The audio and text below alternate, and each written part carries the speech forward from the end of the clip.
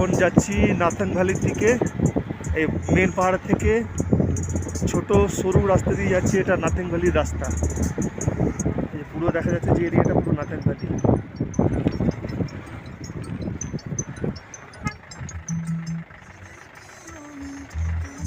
এই ছোটো ঘর দেখা যাচ্ছে, এই পুরো নাথাং ভ্যালি।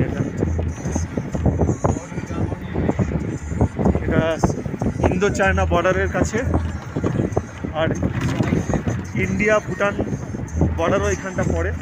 খুব রেস্ট্রিক্টেড এরিয়া, এখানে পারমিশন ছাড়া পারমিট করাতে হয় তবে আসা যায়, নাহলে এখানে আসা যায় না।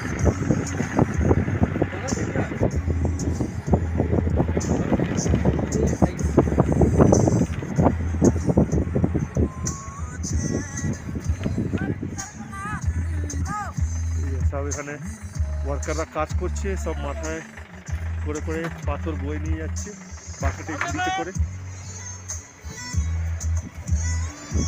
ছোটো ছোটো ঘর রয়েছে, যে নেমে চলেছে ভিতরের দিকে একদম।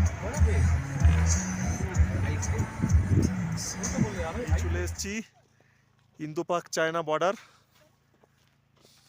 ইন্দো চায়না বর্ডার, ইন্দো পাক ভুল বলে ফেলেছি, Indo China border.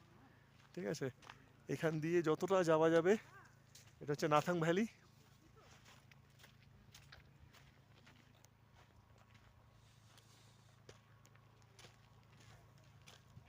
Nathang valley এটা।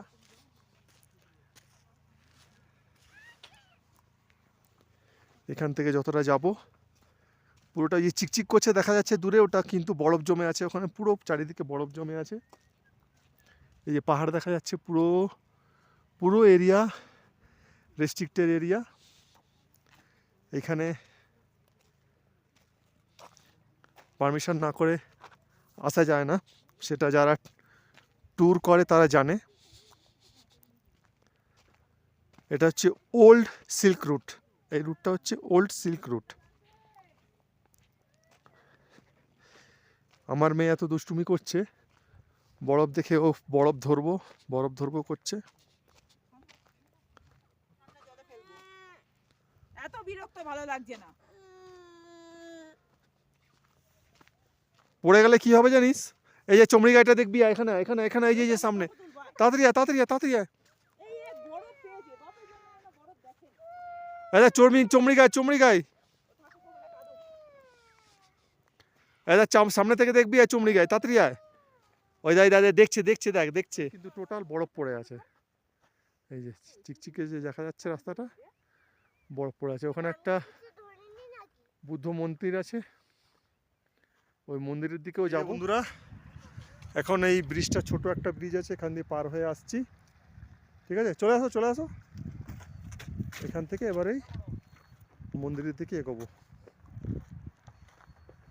ওই যে সামনে মন্দিরটা রয়েছে, চলুন যাওয়া যাক।